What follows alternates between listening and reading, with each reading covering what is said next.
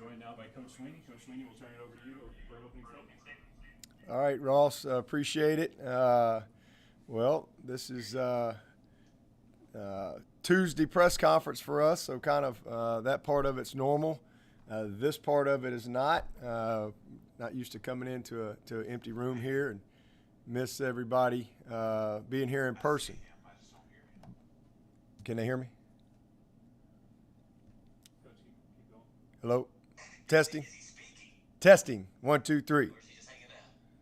Testing. Testing. Yeah, I can hear him. I can hear you, Dabo. Oh, y'all can hear me? Yeah. Okay. All right. All right, there you go. Somebody was saying they couldn't hear me there. As Bill said, they're good. One issue. They're good? Okay. All right. Well, again, I was just saying, this is our normal Tuesday press conference, but certainly not normal in the fact that we got an empty room. Miss all my friends up in the top corner there, and miss being with everybody in person. But thankful and grateful that it's finally game week. Game week is always special, and to be honest with you, opening day, of anything is always special, and that's really, I think, the mindset that our team has embraced this year is every day's opening day. Every day's opening day. And, just trying to win the day one day at a time. And, this team has really embraced that. And, but like I said, every year the opening week is special. There's so much to do and to get ready for that first game and to kind of get everybody in a rhythm for the season and in sync. But this year has been like none other in that regard. And I'm just super, super excited about it. Probably as excited about this opening week as my very first one as a head coach. Just because of all that's taken to get here. I mean, I'm super proud of all the people in our organization, from President Clements all the way down, and our staff, our support staff, and all that has taken place to get us to this point. And really proud of our team. These guys have been amazing. And I've seen our culture, win the day, if you will, through this tough time that we've all dealt with, since March. And this is a very close football team. This is a well-led team, a very smart team, and it's an excited team, and it's a committed team. And I can't wait to see them play, and get to do what they love to do, to be able to get back to doing something that they love. It's really exciting to be at this point. So, see where we are. It's the first game, obviously, and it's an opener. Openers are always the toughest games to me, just because you have no tape. You're basing everything on last year's schemes, last year's personnel. There's always new people that you have not seen any tape. You have more time to prepare for the first game than you do any other game. So to me, it's always the toughest game to get ready for. But we're excited about it. And then you're going on the road, man. You're going to a place at Wake. If you look at what they've done at home, they've been a very tough team to beat at home. And but at the end of the day, you got to start somewhere, and I want to see where we are and then see what we need to do to improve. It's just awesome that it's finally here. Wake Forest is a very well-coached team. I got a lot of respect for Coach Clausen, and he and I have spent a lot of time together, since March, because we've been on a couple different weekly meetings for a long time. Even still, got a meeting tomorrow. So he and I have spent a lot of time together, and just already had a lot of respect for him, but it's grown even more, as I've got to know him on a different level. But a very well-coached team. Been to 4 straight bowl games, 3-1 in those games. Could have been 4-0. Had a tough loss last year in the bowl game. Started out 7-1 last year. And like I said, have been very, very good at home in particular. So they got a good football team coming back. Defensively is their strength. I think they've got 9 of their starters back, guys that have played a lot of football for them. And then over on the offensive side, probably one of the most unique schemes and philosophies that we play as far as their style of play and what they do. Hartman, their quarterback. Obviously Newman left, but listen, Hartman is a really good player. We've seen him, got a lot of respect for him. His leadership, he's incredibly committed and invested into the program there, and he's a great leader. He can beat you with his arm, he can beat you with his feet. Wake Forest, when I think of them, they've always been physical. They pride themselves on that. In fact, I think if you looked at our game last year, I thought they won the second quarter in our game, and then we had a couple of big plays. But these guys have a lot of fight to them, and again, very well coached on both sides of the ball schematically, and know how to create problems. So for us, we've got to be ready to play. We do have an experienced group on offense, starting with our quarterback and that first group in that OL. So, hopefully those guys will be able to settle in early. We got to do a good job as coaches, make the right adjustments, and go from there. And then we've got a lot of new starters defensively that are going to be getting their first opportunity, and then a lot of guys that are getting bigger roles for the first time. So it'll be exciting to see how it all plays out. But again, just thankful to have the opportunity to get back to the season and hopefully for us accomplish our very first goal, which is to win the opener. And with that, I'll take your questions. We'll open the question. You will go on and identify yourself and your affiliation if you have the opportunity to turn on your video.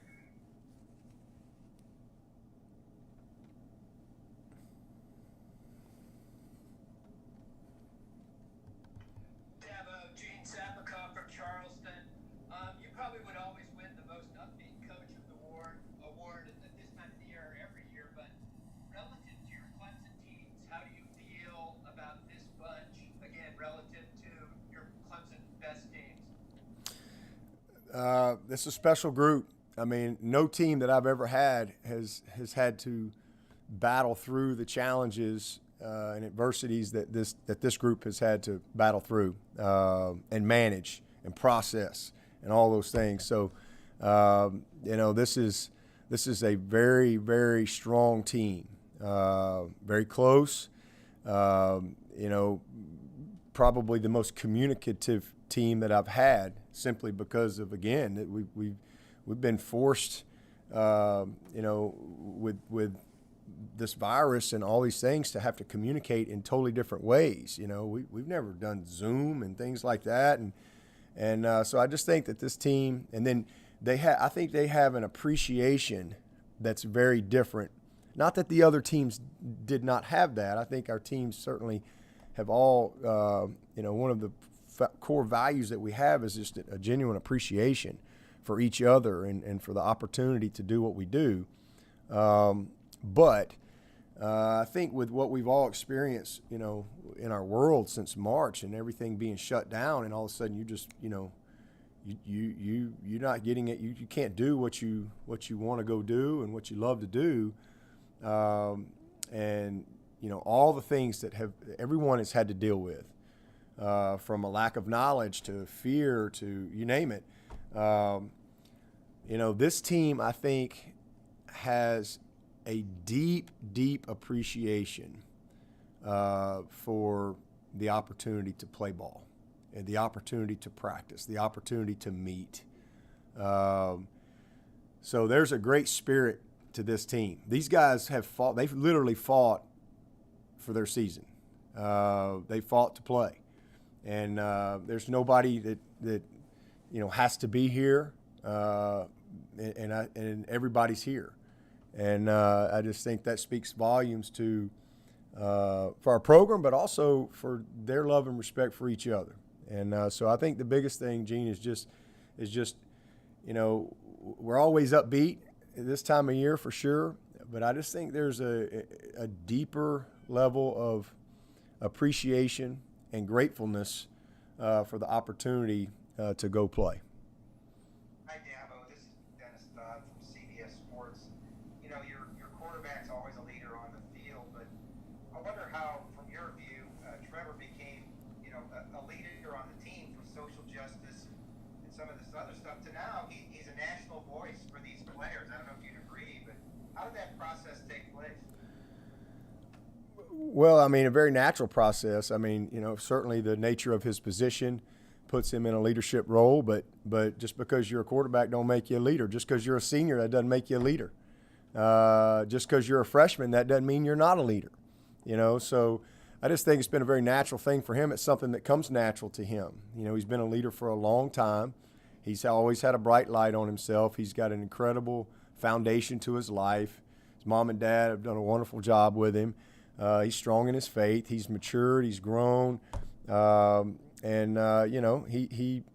communicates well with everyone. And when you come in that position, first thing you got to do is kind of earn the trust and respect of your teammates and your coaches. And then you got to, eventually become the starter. Now you got to become a leader of your offense.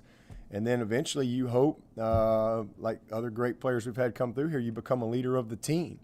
We've had a lot of guys in that situation. But, again, just the world has presented more of an opportunity for him to become more of a national leader, just simply, again, because of the platform that he has, the maturity that he has, where he is relative to his career, and then again, just what all is going on in the world, and so these young people communicate. I mean, it doesn't matter where you are; they can, everybody knows who he is, and I think that it's been awesome that he's, been willing to listen to other people's perspectives and players, and not afraid to help be a voice, for the things that he certainly believes in. Also, a football question, real quick. How unique is it going to be having Notre Dame in the league? And are you, as a fan or a coach, going to check their scores every week? I know we have to play them, but are you going to sneak a look? Well, I sneak a look at everybody's scores in our league. I really do. I mean, I'm happy that they're in the league. Heck, I wish they were a permanent member in the league. To be honest with you, I think it'd be great. But Notre Dame is obviously, one of the best programs in the history of college football. So I think it's a unique year. It's a unique situation, and this year we have no divisions. We have 15 teams, but every week I always keep up with the ACC and what's going on. So typically I may not be checking on Notre Dame every week, but this year certainly be paying a little closer attention. Because not only do we play them, but they're in our league.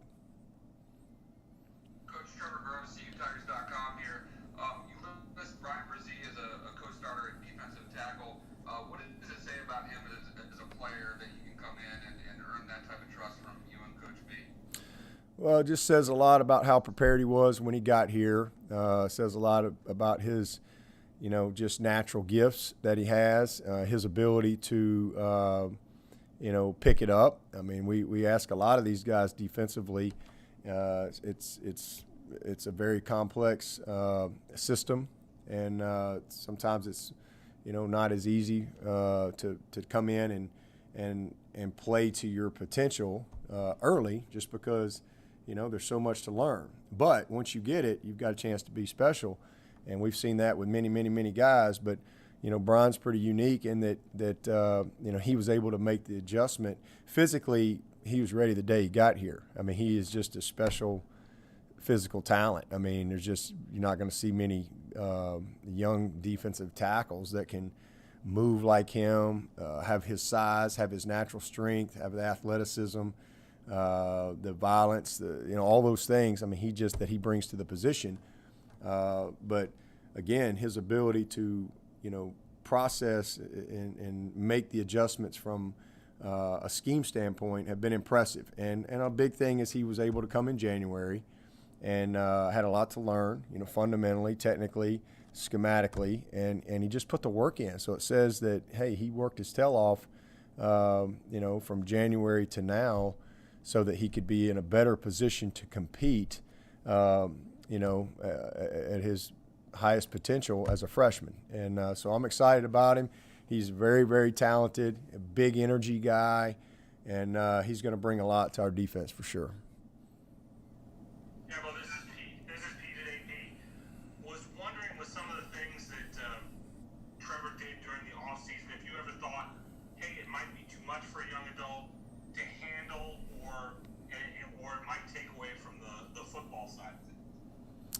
No, I didn't worry about anything like that with Trevor because again, he's a very thoughtful, very communicative young man. Always seeks guidance. He knows where he is as far as his walk in life and his maturity and what he has been exposed to and those type of things. And he's, like I said, communicates, listens, seeks advice, but very mature. Very mature. You never have to worry about Trevor. He's always gonna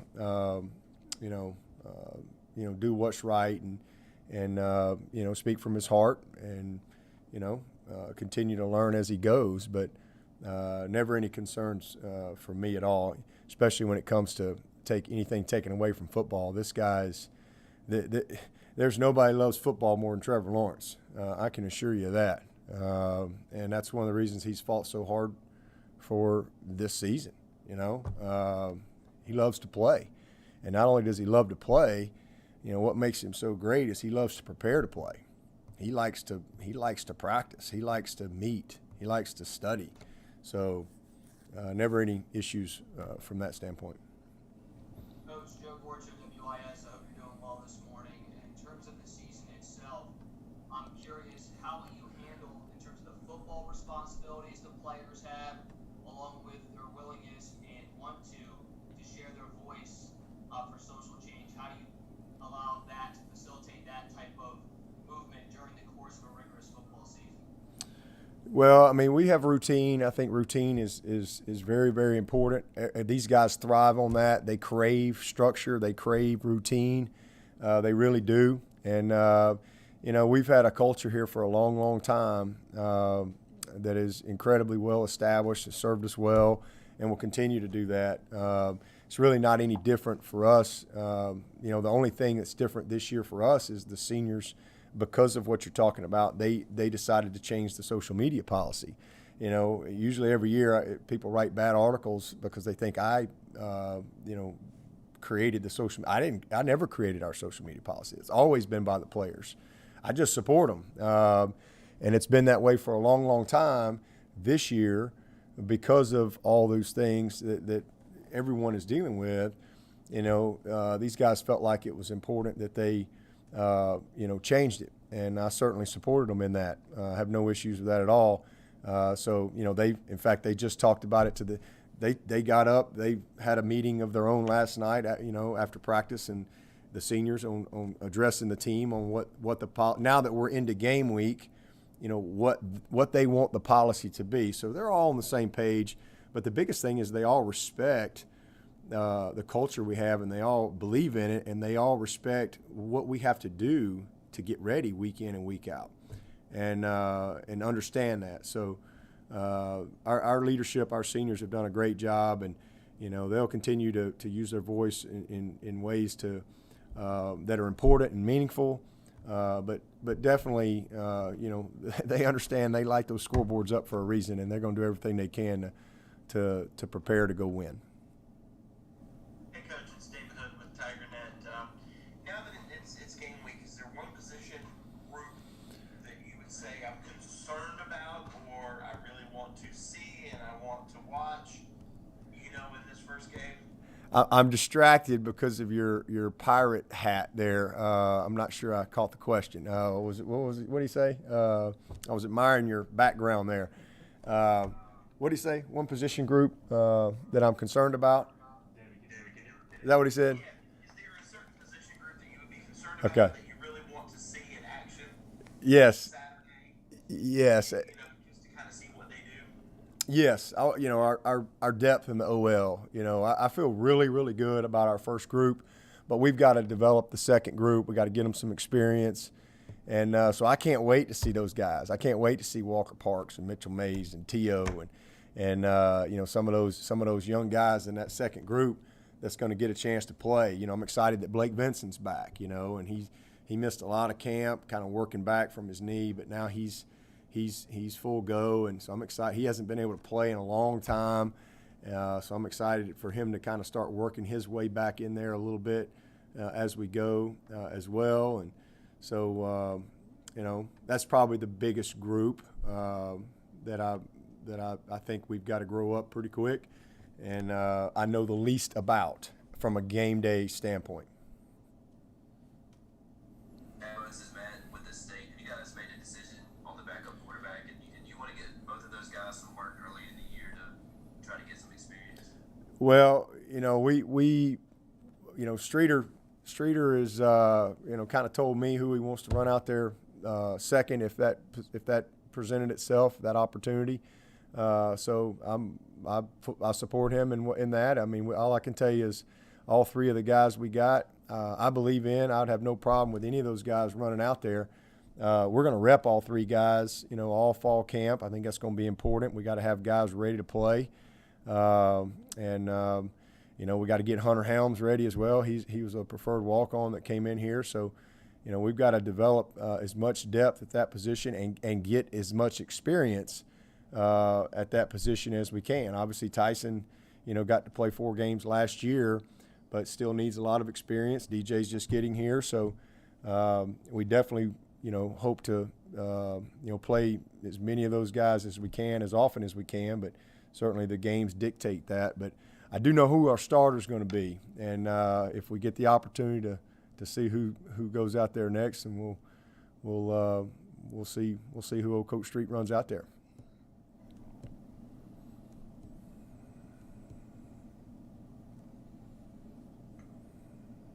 Dabo, this is Grace with The Athletic. Speaking of Trevor, just for someone who has accomplished everything that he has already done in just 2 years, what does the next level on the field look like for someone like him?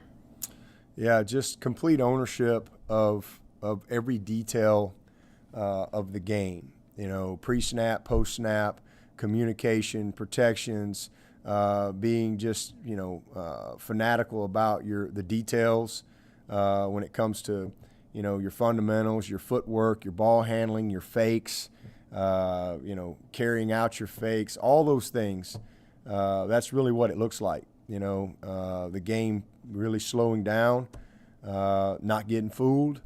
And again, that comes from experience. And he certainly has a ton of experience under his belt now. And, it should show. Not making some of the careless mistakes. He took a few chances last year that, he really didn't need to take. So eliminating some of those things is what you hope to see. And then just complete leadership in every aspect. I think you've seen that from him, and we'll continue to see that. Trevor again. You talked about what a great spring Cornell Powell had, and then he really followed that up and continued it all through August camp and then practice. How excited are you to see him on Saturday night to transition and take that onto the field? I'm really excited for Cornell. He's worked really hard. It's been fun to watch him transform and grow and mature, and be coachable, and really grow in the areas that he needed to grow in as a football player to earn the opportunity. And he's done that. He's had an excellent camp. And so I'm real excited. He's one of those guys I'm super excited for. I really think he's going to have an excellent year, and he's taking advantage of every opportunity, every practice to come out and practice full speed. And when you practice full speed, that translates to game day when you're as talented as he is. So really happy for him, proud of him, and excited to see him play a very meaningful role in this team. Dabo, go ahead, Larry. Hey, sorry, Phil. Dabo, how would you compare DJ sort of to Trevor and Deshaun at the same point going into their freshman years, just in terms of their ability to process things and how they performed on the practice fields? Very similar, very similar. He's just 250. He's just physically ahead of where those guys were. And but from a mental standpoint, he's very, very similar. Hey, Dabo, it's Phil Kornblum. What was your reaction when you read or heard the commentary, the reports about Jack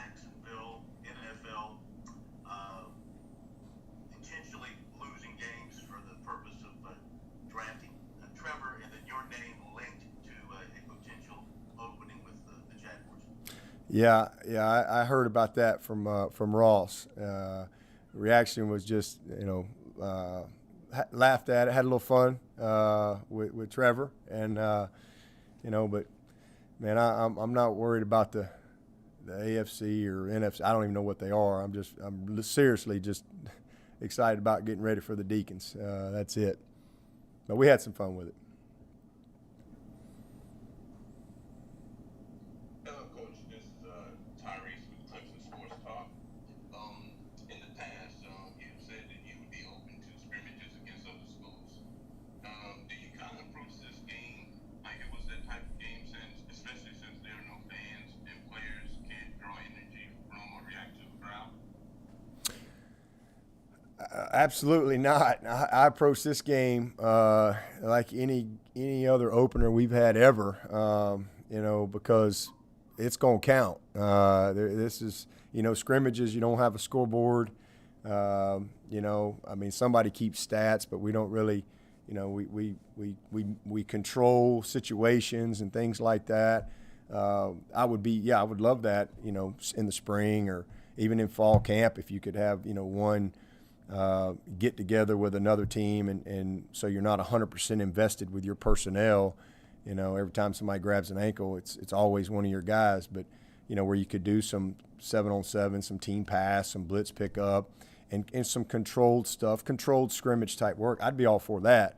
But I don't know. I don't look at this. This is there may not be any fans there, but like I said, that scoreboard's going to be lit up, and there'll be millions watching on TV. In fact, this will probably be the most watched college football season ever, and probably the most watched Clemson Wake Forest game ever. That's for sure. So, no, this is just like any other opener to me as far as that aspect of it.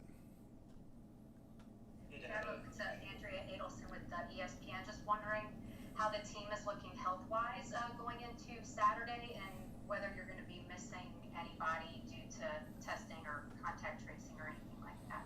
Yeah, well, it's a very unique year in that regard, and usually I'm always very transparent when it comes to who's available, who's not, and all that stuff. But there'll definitely be some guys not available, I think, every week for every team, and it can change. Occasionally we'll have some guys, like a Luke Price who's out for the year, and we'll certainly are open about those things, or a situation like we were dealing with Xavier Thomas.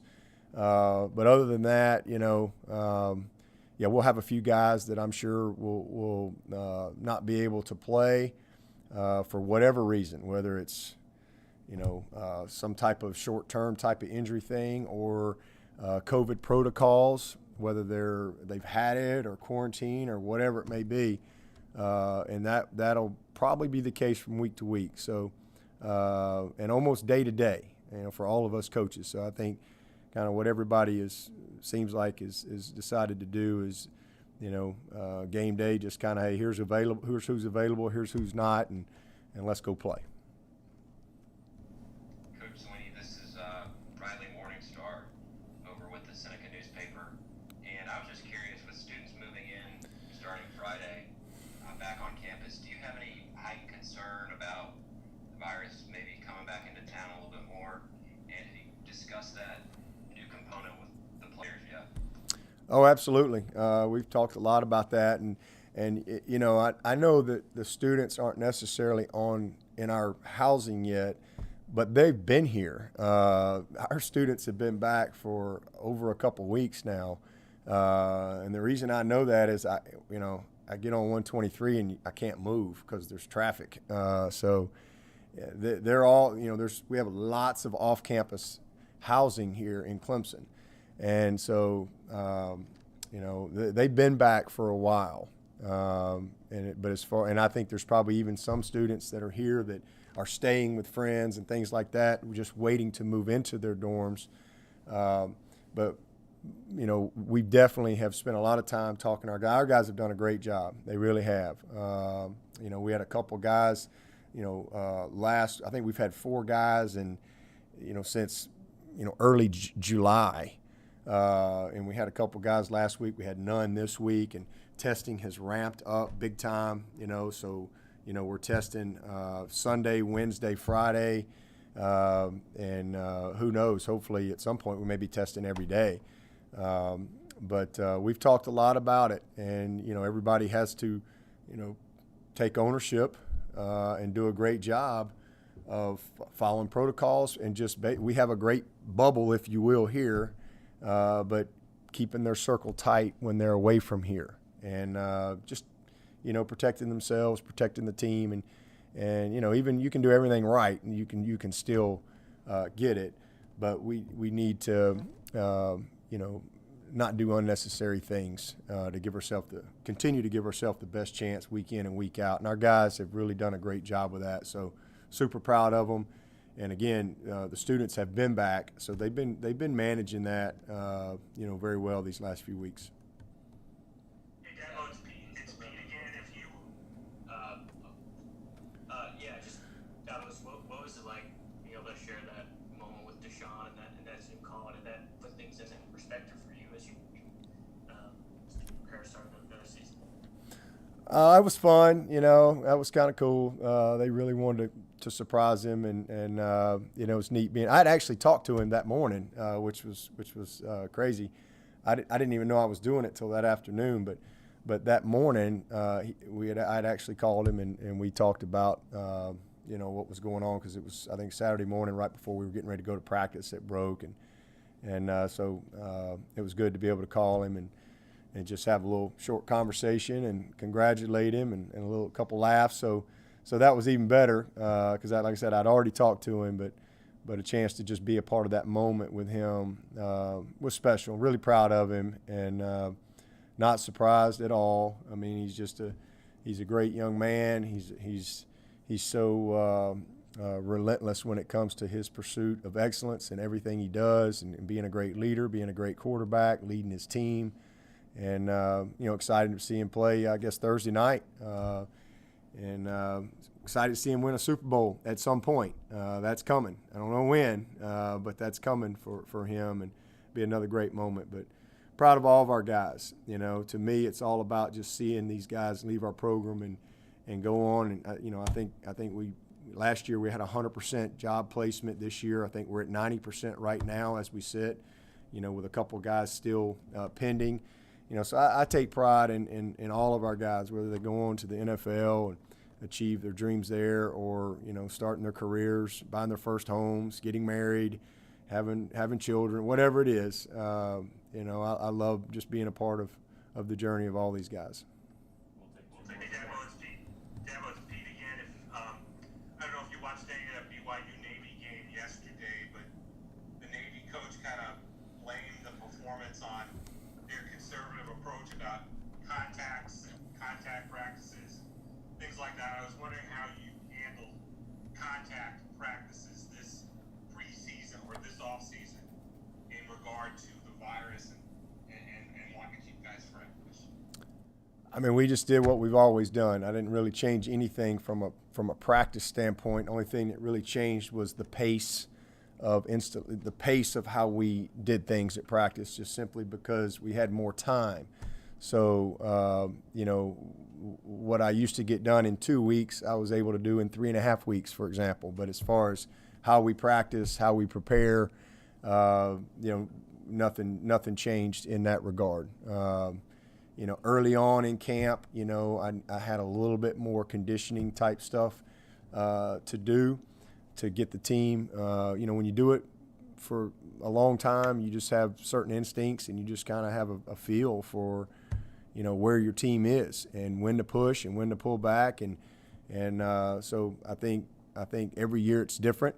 But this year, again, with so much more time, I didn't want it to get to where it was a grind. I tried to keep it fun and exciting for them, and I tried to. I literally changed the pace of installation, the pace of what we do to get ready. But as far as how we practice, we haven't done anything different. We'll take one final question for Coach.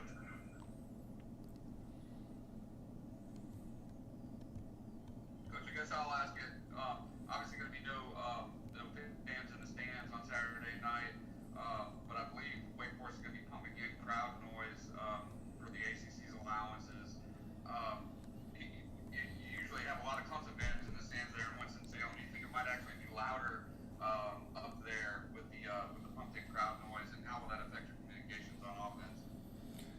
Listen, I really don't care. Man, I'm just excited to play. I mean, they can